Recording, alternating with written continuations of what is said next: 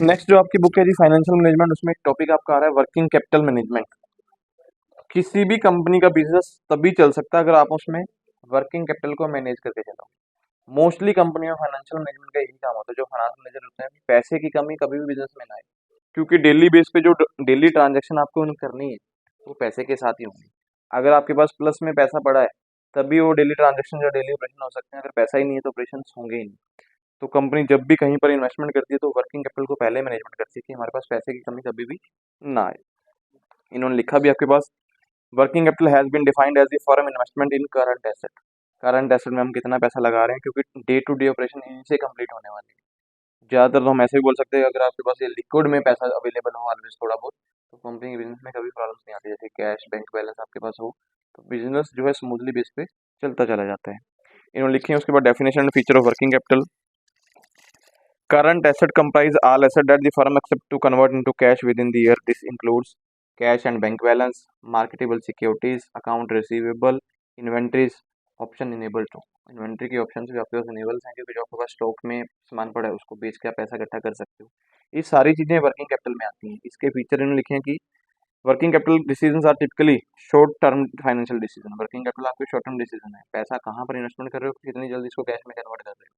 मान लो आप स्टॉक में पैसा लगा रहे हो तो कितनी जल्दी इसको प्रोडक्शन खत्म करोगे और पैसा कब हमारे पास फिर कैश इन हैंड हमारे पास आने वाला है। उसके बाद concept of risk and time value of the money. हमारे पास जो पैसा है इसके में रिस्क कितना है, इसकी टाइम वैल्यू क्या है। ऐसा तो नहीं है आप पैसा लगा दोगे कल को इसके हम रेट के अकॉर्डिंग देखें मार्केट में प्राइस बढ़ती चले हमारी कीमतें डाउन होती चली जा रही है तो पैसा हमारा नुकसान हो सकता है। जल्दी से पैसा जो आज हमने 1 रुपया लगाया तो 1 रुपया हमारे पास वापस आए तो बेनिफिट है। अगर 1 रुपया डाउन हो गया हमें मिलेगा तो उसका हमें कोई बेनिफिट नहीं होने वाला। They are modified from the time to time unlikely capital busting decision which are one of time. हम ऐसा बोलते हैं कि कैपिटल बस्टिंग डिसीजन कर रहे हैं आप लोग एक बार करते हो, लेकिन ये वर्किंग कैपिटल मैनेजमेंट आपको टाइम टू टाइम करनी पड़ती है। पैसे की कमी कभी भी बिजनेस में नहीं चाहिए। एक तरह के हम बोल सकते हैं कि लाइफ ब्लड की तरह काम करता है पैसा बिजनेस में। अगर अवेलेबल है तभी काम चल सकते हैं। इमरजेंसी किसी को पैसे की पेमेंट देनी पड़ जाए तो कहाँ से देंगे। अभी आप लोग आपकी सैलरी महीने में मिलने वाली है, आप ऐसा तो नहीं अभी 7 को सैलरी मिली 7 को ही खत्म कर दो फिर वेट करो। कुछ ना कुछ पैसे रखेंगे चाहे किसी के रोकने पड़ जाए इसकी पेमेंट देनी है, क्योंकि पूरा महीना निकालना है। इमरजेंसी कहाँ जाएंगे, ऐसा तो नहीं है किसी को फोन करके भाई तुम आजा आधी रात को पेमेंट दे जा, वो नहीं देने वाले हैं। तो आपको मैनेजमेंट बिजनेस में भी वैसे ही करनी पड़ती है। फिर हमारे पास आ रही है concept of working capital. Working capital को दो पॉसिबल इंटरप्रिटेशन में देख सकते हैं, हमारे पास दो तरीके से देख सकते हैं। एक तो बैलेंस शीट कंसेप्ट में, एक operating cycle. Balance sheet concept में क्या होता है, हम लोग देखते हैं कि हमारा पैसा कहाँ कहाँ पे लगा है। बैलेंस शीट में क्या क्या चीज़ दिखाते हैं, जितनी करंट एसेट्स होंगी वहाँ पे आपका वर्किंग कैपिटल होता है। मीन्स आपके पास cash, marketable securities, debtors, stock या फिर कोई प्रीपेड एक्सपेंसिव, ये सारे आपके करंट एसेट में आपकी वर्किंग कैपिटल को दिखाते हैं। कंपनी ऑलवेज कोशिश करती है कि हमारे पास नेट वर्किंग कैपिटल हो तो अच्छी बात है। ग्रोस में मतलब होता है वो टोटल ये सब कुछ है। अगर ये लिक्विड में आ जाएगा तो हमारे पास नेट बन जाता है। लिक्विड मतलब कैश और बैंक बैलेंस अगर आपके पास है तो वर्किंग कैपिटल बैलेंस शीट में अच्छी मानी जाती है। अगर आपका पैसा ज़्यादातर स्टॉक में पड़ा है, ज़्यादातर डेप्टर में पड़ा है और कैश इन हैंड बिल्कुल थोड़ा सा है, तो आपकी कंपनी में इसको ग्रोस वर्किंग कैपिटल बोलते हैं। लेकिन इसको जल्दी से कन्वर्ट करना उसकी कोशिश करते हैं कि लिक्विड एसेट में कन्वर्ट किया जाए। इन्होंने दिखाया ना आपके पास excess of current assets over current liability net working capital. अगर आपकी करंट लायबिलिटी कम है, करंट एसेट्स ज़्यादा है, तो आप यहाँ मान सकते हैं कि नेट वर्किंग कैपिटल है। अगर यहाँ पे प्रॉब्लम आती है मीन्स आपका पैसा कैश में कन्वर्ट है ही नहीं, तो वहाँ पे ग्रोस बोला जाता है, जब दोनों चीज़ों को इकट्ठा साथ में लेके चलते हैं। फिर हमारे पास इन्होंने ऑपरेटिंग साइकिल कंसेप्ट भी बोला है। ऑपरेटिंग साइकिल का शायद मेरे को इसमें दिखाया तो है नहीं, लेकिन उन्होंने बोल दिया है कंपनी में कहता है इस ऑपरेशन को भी हमेशा चेक किया जाता है वर्किंग कैपिटल किस तरीके से हमारे पास जमा हो। कंपनी में जो टाइप दिखाया गया वो तो पैसा इस तरीके से ही जनरेट होगा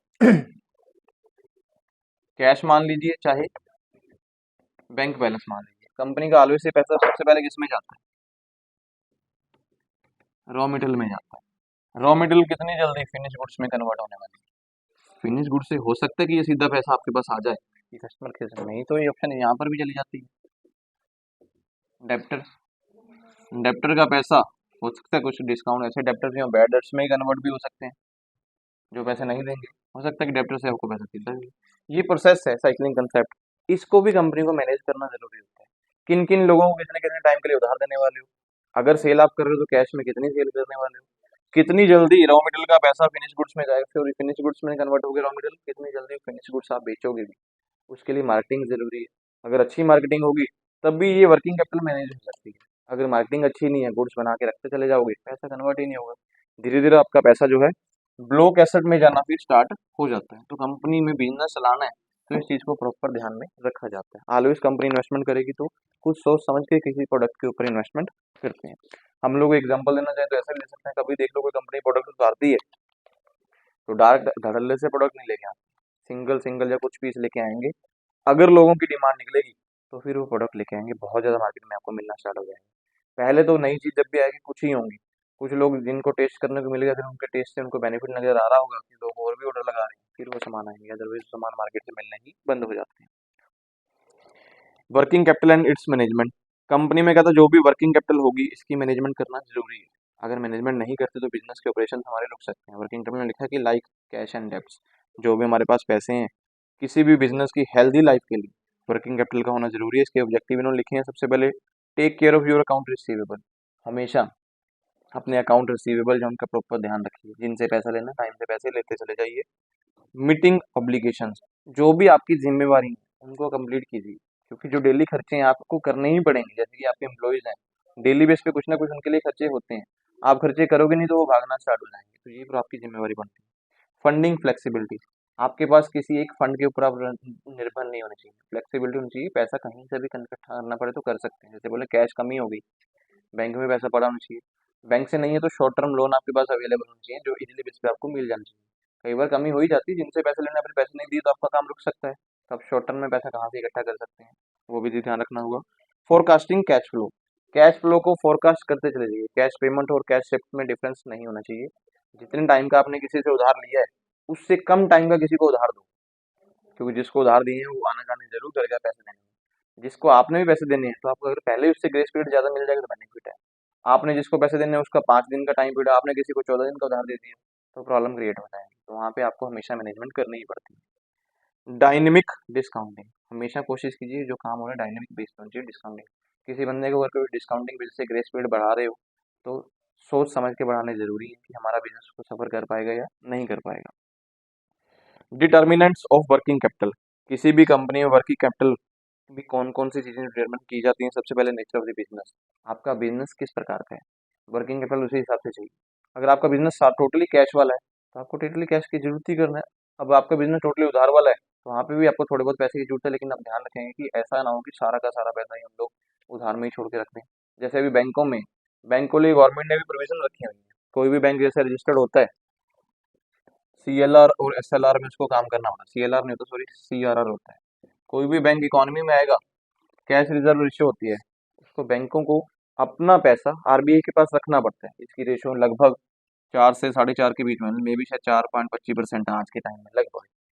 मतलब अगर 100 रुपए से बिजनेस स्टार्ट हुआ है, 4 रुपए 25 पैसे वो आरबीआई के पास छोड़ेगा as a security. SLR statutory liquidity ratio 19 से 20% के बीच बीच में होती है। इतना पैसा उनके पास हमेशा लिक्विड फॉर्म में होना चाहिए, या फिर कैश में या फिर गोल्ड वगैरह में होना चाहिए।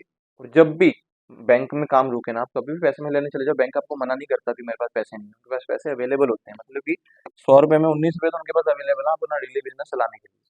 वो ये नहीं कर सकते कि 19 रुपए भी मार्केट में बेच देंगे, बस लोन दे दिया, अब जिससे पैसे लेने हैं वो तो भाग गया, जब हमारा आगे फिर पैसे वहां से वापस आएंगे, तो ये प्रॉब्लम से भी आ सकते हैं बिजनेस में। इसके लिए कहता है बिजनेस डिपेंड करता है आपका बिजनेस किस प्रकार का है, उसी तरीके से वर्किंग कैपिटल मैनेज होगी।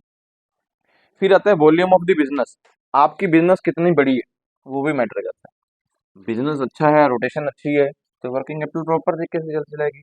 बिजनेस ही ऐसा है कि जो इतने पैसे लगाए हैं वो एक ही बार में लग गए तो उसकी पहले वेट करनी पड़ती है, तो वहाँ पे प्रॉब्लम्स आ सकती हैं, हमेशा ये भी मैटर करेगा। फिर आता है position of the business cycle. Business cycle का मतलब कि आपका जो बिजनेस चल रहा है उसमें जो प्रोडक्ट बन रहे हैं वो कितनी जल्दी फिनिश गुड्स में कन्वर्ट होते हैं और कितनी जल्दी वो सामान बिकता है। कुछ बिजनेस ऐसे होते हैं उनकी डिमांड पहले से ही चल रही है, प्रोडक्ट बन रहे हैं, बिक रहे हैं और बार बार सामान पैसा वापस आ रहा है। कुछ प्रोडक्ट ऐसे होते हैं भी सीजनल बेस पे बिकना है, जैसे मैं बोलूँ सर्दी का सामान गर्मी में बनना स्टार्ट होगा, कपड़े का काम सबसे बड़ा है। कुछ लोग ऐसे जो कपड़े में इन्वेस्टमेंट करते हैं, सर्दी का सामान वो गर्मी में बनाएंगे, आज बना रहे हैं तो बना बना के उनको रखना पड़ता है। ये पैसा कब बनना स्टार्ट होगा, जब सर्दी अभी स्टार्ट होने में कम से कम 15-20 दिन, 1 महीना रह जाएगा, तब मार्केट में सामान जाएगा, तब वो पैसे भी साथ के साथ नहीं आएंगे, 10-15 दिन 20 दिन वेट करना पड़ेगा, जिसके बाद पैसे इकट्ठे होंगे फिर देगा। तो हमें ये रोटेशन में देखना पड़ेगा, या तो आप मल्टी सीजन काम करो, फिर तो ठीक है भाई, सर्दी गर्मी चल रहा है, कपड़ा ऑपोजिट बना रहे हैं, पैसे आ रहे हैं। सीजन एक का आपका काम है, मशीन आपके पास एक सीजन की लगी है, तो वहाँ पे प्रॉब्लम्स आपको आ सकती हैं। प्रोडक्शन पॉलिसी, प्रोडक्शन पॉलिसी का मतलब है कि हम लोग कितनी जल्दी अपने प्रोडक्ट को मार्केट में सेल करते हैं, इसके पीछे पॉलिसी होती है। कुछ बंदे होते हैं भी अलग अलग जो है कंपोनेंट्स के साथ काम करते हैं, कुछ लोग लेबर से काम कर रहे हैं, कुछ लोग लेबर को साथ में लेके जल्दी से फिनिश गुड्स को रिसर्च एंड डेवलपमेंट भी साथ में लेके चल रहे हैं, कुछ लोग आईटी को भी साथ लेके चल रहे हैं। ये पॉलिसी हमेशा मैटर करती है। अच्छी पॉलिसी बनी होगी, प्रोडक्ट अच्छे बनेंगे, जेन्युइन प्रोडक्ट होंगे तो लोग खरीदेंगे। प्रोडक्ट जेन्युइन जिसकी मार्केट में नॉलेज ही नहीं है तो वहाँ पे प्रोडक्ट आपका फेल हो जाएगा। बहुत सारे प्रोडक्ट आपको मार्केट में मिल जाए, किसी शॉप पे चले जाओ, कुछ ऐसे प्रोडक्ट जरूर मिलेंगे जिनके ऊपर धूल मिट्टी जमी होती है, वो बिकते नहीं है क्योंकि नॉलेज ही नहीं है लोगों को उनके बारे में, कभी लोग खरीदते नहीं। अगर खरीद लेंगे तो उनको ऐसा लगता है पता नहीं क्या खरीद के ले आए, तो प्रॉब्लम्स वहाँ पे आती हैं। मार्केट कंडीशन, आपका बिजनेस किस हिसाब से है, उसके लिए मार्केट किस हिसाब से आता है, लोगों के बीच में आपकी गुडविल बनी हुई है कि नहीं है, नेम एंड फेम है तो प्रोडक्ट अच्छा बिकेगा और लोग खरीदेंगे भी सामान, और पैसे बिकते भी और पैसा आपके पास आता चला जाएगा। मार्केट ही नहीं है आपकी, जैसे मैं बोलूँ कि मेरा काम सिर्फ सानेवाल में ही है, सानेवाल के बाहर लोग मुझे जानते ही नहीं है, सानेवाल के लोग अगर मान लो कल को सारे कनाडा चले गए तो हम क्या करेंगे भाई? तो आपका नेम कहीं ना कुछ तो मिलना चाहिए कि हो सके कि कनाडा से आपको लोग कोई कॉल कर लें। चाहे कनाडा से ना करें तो आपके जहाँ से आप निकल के आए हैं अभी हिमाचल से, हिमाचल से कॉल आ जाए आपको, कहीं से वहीं से कोई चिप्स भेजने वाला आ जाए तो भी चल सकता है काम, अदरवाइज मुश्किल आ सकती है भाई। उसके बाद आता है भी ऑपरेटिंग साइकिल। किसी भी कंपनी में वर्किंग कैपिटल का ऑपरेटिंग साइकिल मैंने आपको पहले ही बना के दिखाया कि कंपनी का कैश जो है ऑलवेज रॉ मटेरियल में जाता है, raw material work in process में जाएगा, वर्क इन प्रोसेस से फिनिश गुड्स बनेंगी, फिनिश गुड्स से सेल होगी, सेल से हो सकता है कि सीधा आपके पास पैसा आ जाए, नहीं तो सेल से डेप्टर भी बन सकते हैं, डेप्टर से फिर आपके पास पैसा घूम के आएगा। ये किसी भी कंपनी में वर्किंग कैपिटल को साइकिल के बेस पे दिखाया जा सकता है। आपको 10 नंबर का क्वेश्चन आ सकता है कि define the working capital cycle operating cycle, तो ये साइकिल आप बनाएंगे, इसमें बोलेंगे इसमें 5-6 कंपोनेंट काम करते हैं स्टेप बाय स्टेप। सबसे पहले आपके पास जो है कैश होगा, कैश जो है रॉ मटेरियल में कन्वर्ट होने वाला है, रॉ मटेरियल जो आपका work in process mean company में जो फिनिश गुड बनेंगे अभी बनी नहीं है लेकिन पेंडिंग में है, फिर फिनिश गुड्स बनेंगी, फिर आपकी सेल होगी, सेल से डायरेक्ट पैसा भी आ सकता है, उधार में भी सेल आपकी हो सकती है। Length of the operating cycle, किसी भी कंपनी में जो ऑपरेटिंग साइकिल चल रहा है इसकी लेंथ हमेशा बिजनेस के ऊपर मैटर करती है। कितनी जल्दी और कितने टाइम में आप अपने पैसे को कैश में कन्वर्ट करते हो। आज रॉ मटेरियल खरीद लो, अगर प्रोडक्शन पूरे 1 महीने में हो रही है तो मान ली 1 महीने को मैनेज करने के लिए आपके पास पैसा होना चाहिए। अगर तो आज प्रोडक्ट रॉ मटेरियल खरीदा, 2-3 दिन में प्रोडक्ट बन जाएगा, 2-3 दिन में बिक जाएगा, पैसे आ जाएंगे हफ्ते के बीच में, फिर तो बहुत सिंपल है। लेकिन कंपनी में ऐसा होता नहीं, जो पैसे आज इन्वेस्टमेंट किए गए हैं वो टाइम तो लेते ही हैं आपके पास दोबारा वापस आने के लिए, लेकिन जितनी जल्दी आएंगे उतना बिजनेस के लिए हेल्दी माना जाता है। Operating cycle minus credit period availed, आप अगर देख के चलेंगे तो आप इजीली बेसिस वर्किंग को मैनेज कर सकते हैं। आपकी कंपनी में जो ऑपरेटिंग साइकिल है उसको माइनस कर दो क्रेडिट टाइम पीरियड अवेल, आपके पास कितना टाइम पीरियड है जो आप किसी का पैसा यूज कर सकते हो। क्योंकि जब किसी के पैसे आपके पास आ जाएंगे, आपने किसी के पैसे देने हैं, वो आपको पैसे मांगेगा ही मांगेगा। 14 दिन का उधार मांगा तो 14 दिन बाद आपको कॉल करेगा ही करेगा, भाई मेरे पैसे दे दो। आप मान लो एग्जाम्पल लोन ले लो किसी से, किसी भी कंपनी से, होम क्रेडिट है, बजाज है, आईडीबी है, इंडोसिंड बैंक है, जनलक्ष्मी, धनलक्ष्मी, अगर 5 तारीख की किस्त लगनी है, ये 1 तारीख से ही आपको मैसेज करना चलेंगे आपके किए हुए वादे के अनुसार, आप 5 तारीख को अपने पैसे रेडी रखिए। वादा पता नहीं हमने कहीं लिख के दिया होता है कि हमने ऐसे वादे किए थे पैसे देने ही देने हैं, तो वो चीज़ें आपको मैनेज करनी ही पड़ती हैं। उसके बाद ये बोल रहे हैं how to improve your company operating cycle, अपनी कंपनी के ऑपरेटिव साइकिल को किस तरीके से इम्प्रूव कर सकते हो। सबसे पहले इम्प्लीमेंट ए स्ट्रिक्ट क्रेडिट पॉलिसी, अपनी कंपनी में क्रेडिट पॉलिसी अगर स्ट्रिक्ट लगा दो कि भाई इतने दिन में पैसे देने हैं, ठीक है, अदरवाइज आपको उधार में उसके ऊपर इंटरेस्ट लग सकता है, अदरवाइज पेमेंट डबल भी देनी पड़ सकती है, तो वो प्रॉब्लम हो सकती है।